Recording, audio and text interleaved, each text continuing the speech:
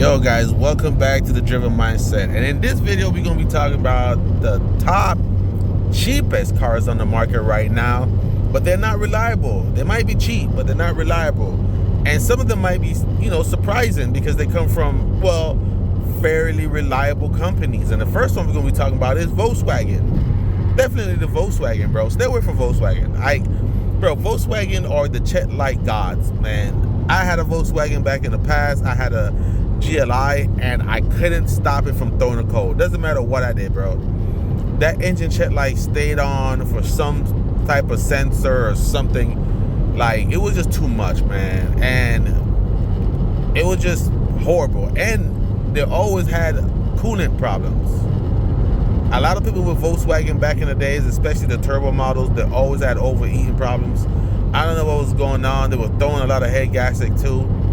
And I would say stay away from that. Stay away from Volkswagen. I don't know how it is now, but I know back in the days, Volkswagen and Audis are basically the check god king, like engine check light gods. That's what they are. You could never get rid of them. It is what it is. Another brand would be like the older Ford Focus, Ford Taurus, Ford Fusion, but not really the Ford Fusion, because the Ford Fusion had a very solid motor. But most of the Ford Focus had issues too, so I'll definitely stay away from that. Definitely stay away from the German cars, like the BMWs, like the 325 and the 335. Those are cheap right now, man, but I would definitely stay away from that.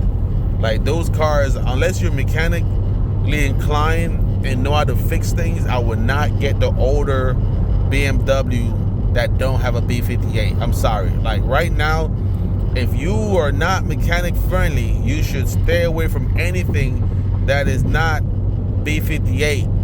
So when did the B58 came out? 2016. So anything older than 2016, I would not buy as a BMW. Like, I would just stay away from that.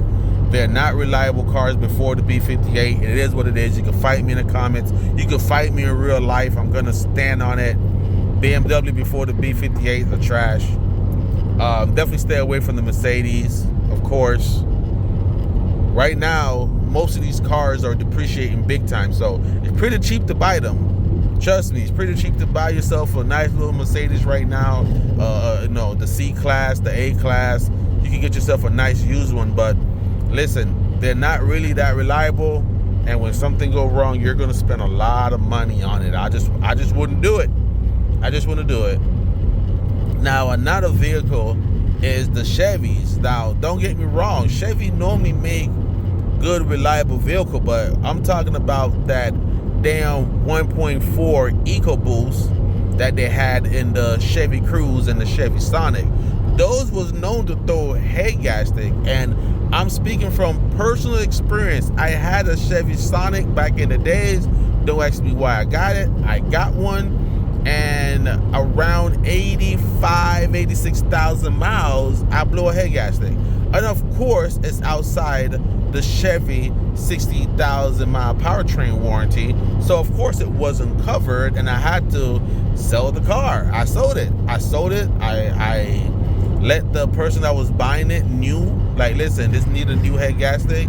The person didn't care. I was able to sell it, and I never looked back on those type of engines. Those EcoBoosts are just trash. It is what it is. But outside of that, I do think Chevy make very good, reliable motors. I mean, they're the one that built the LS3, and everybody know the LS3 is like one of the top motors that ever built. Like, the LS3 is in the top echelon of motors. Like, if you're gonna be talking about the K series from Honda, or the legendary, 2JZ and whatever, the LS3 is among them. Okay, so Chevy definitely know how to make some engines. I just feel like when they try to go small and add turbo and all that, I don't think they put their whole research on it. And those 1.4 EcoBoost was throwing head gasket a lot. It is what it is. That's just how I feel. So let me know in the comments what you guys think about that. I do believe those cars still have issues to this day. I will stay away from that. I will go the more reliable route that have history of being reliable. You know, I would stick with the Corollas and the Camrys and the Honda Civics and the Honda Accords and the Lexus. There are multiple examples of them, of, you know, hitting 200, 300, 400, 500,000 miles examples out there. So I'll stick with that. And another car I like to talk about is the Subarus. Now, the Subarus are hit or miss. The truth is about Subarus, if you just leave them the hell alone, stock-wise, I think Subarus could get 200, 300,000 miles. But the problem with Subaru is nobody leave them alone. For some weird reason, everybody want to fix them up. They want to add exhaust. They want to add headers. They want to add intake and a tune. And the problem is, because it's a boxer motor, everything is like glass. So you could add something to the car and it'll throw off one of the readers and the ratio, and next thing you know, your car throw something, blow something, or crack something. It is what it is. And I'm a guy that had a Subaru RRX in the past, and mine didn't give any problems because I left it stock. Yay! I was one of the rare guys that left their Subaru stock. But if you don't leave the Subaru stock, it's gonna blow up. It's very unreliable. It's not a car to tune, especially if you don't know what you're doing out there in the real world. I would definitely leave those cars alone. And I would leave the old Kias alone and the old Hyundais. Now, don't get me wrong, Kia and Hyundai came a long way when they first came out. You trust me. When I was in high school, when Kia first came out with the Rio, something like that, those cars had horrible reliability. Like, those cars wasn't lasting maybe 10,000 miles. Some examples was having head gas that got 40,000 miles when these cars first came out. But they came a long way. They put their money in, they reinvest in their company, and now their car coming out with 100,000 miles bumper to bumper. Like, let's be honest, ain't nobody giving 100,000 miles bumper to bumper right now. Nobody. I promise you that. And the fact that Hyundai is doing 100,000 miles bumper to bumper, you can't beat that, man. It is what it is. So I haven't got a Hyundai. I haven't bought one, but I did wanted the Genesis at some point, but I just never got around and buying one. But let me know what you guys think about the Hyundai and the Genesis and all that, and the reliability.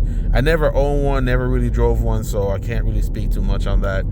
But I know that they could be unreliable. The older model at least could be reliable.